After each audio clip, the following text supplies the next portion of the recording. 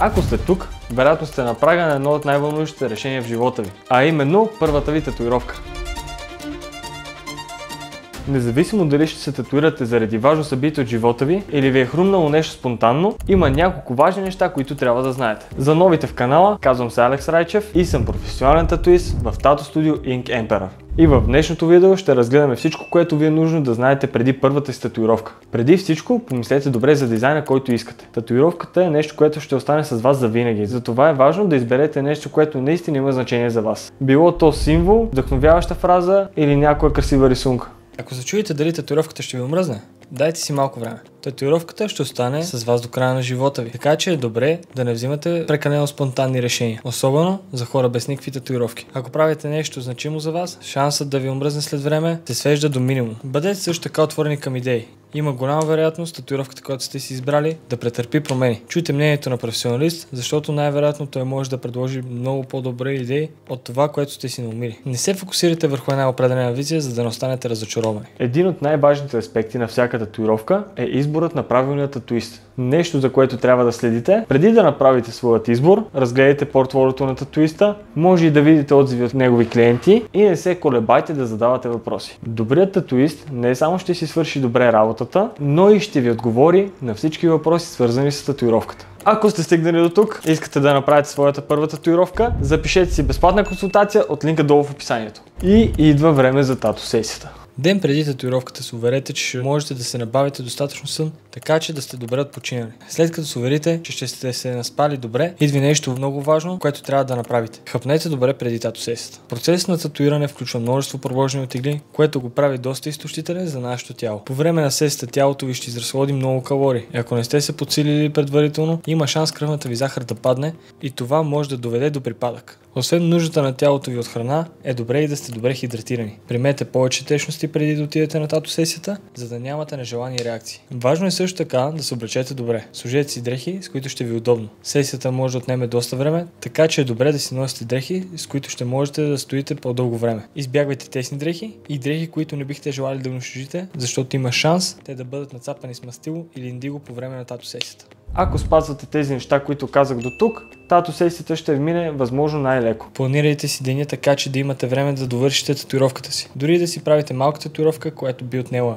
1 час, определете си поне 2 часа, за да не се налага да бързате и времето ви да не стигне. Гледайте също така да не закъснявате, защото графика на татуистът ви вече може да е запълнен и да се наложи да прекъснете сесията. Пригответе си и нещо за хапване. Ако татуировката ви е по-голяма, ще трябва да се подкрепите с нещо по време на сесията. Има вероятност около тату студиото да няма места за хапване или магазин, откъдето да вземете храна. Ако тръгне да ви прилушава, винаги е добре да имате нещо под ръка, затова планирайте и това нещо. И сега най-задаваният въпрос: ще боли ли?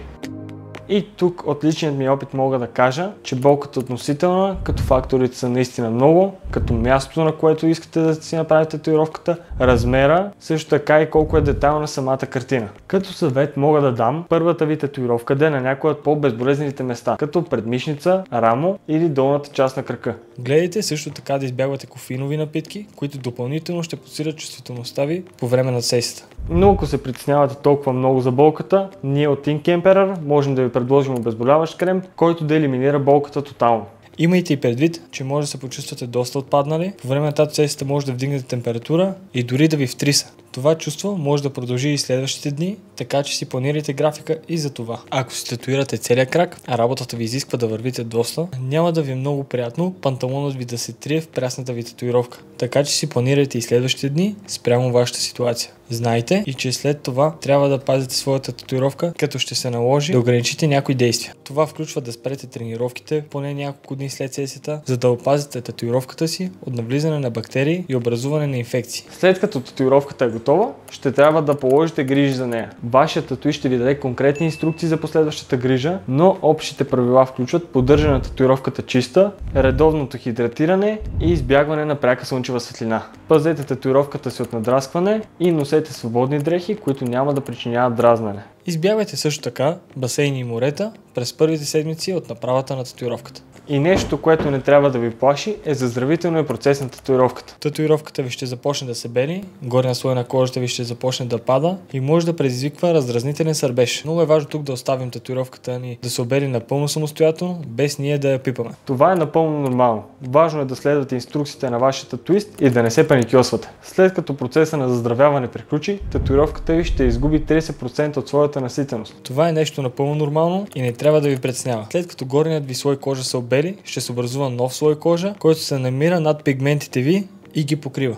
Ако имате някакви съмнения или въпроси по време на нашата консултация, някой от нашите татуисти ще ги обсъди с вас, включвайки всичко от избора на твоят индивидуален дизайн до правилната грижа за татуировката след сесията. Ако след това видео сте решили да направите своята първа или поредна татуировка, долу в описанието има линк, който води до нашия сайт, където може да си запазите час за безплатна тату-консултация, за да обсъдим вашата идея.